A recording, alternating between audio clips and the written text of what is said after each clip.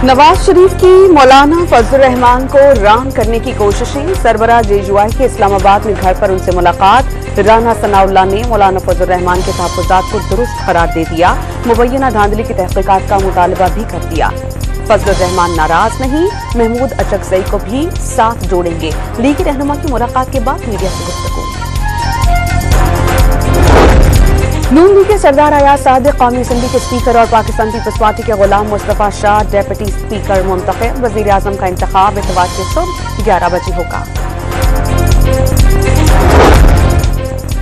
जिन अहदों के लिए peoples party और नून लीग के दरमियान कोई बात नहीं हुई, वहां MKM अकोमोडेट हो जाएगी। बिलावल भुट्टो पार्लियामेंट राहदारी में मीडिया से गुफ्तगू। कराची में सबसे वक्फे से बारिश का सिलसिला जारी। सबसे ज्यादा PAF फैसल बेस पर 14 मिलीमीटर बारिश रिकॉर्ड। केमाड़ी में 13, नाजिमाबाद में 12.5, सुरजानी में 12.4 मिलीमीटर बारिश रिकॉर्ड की गई।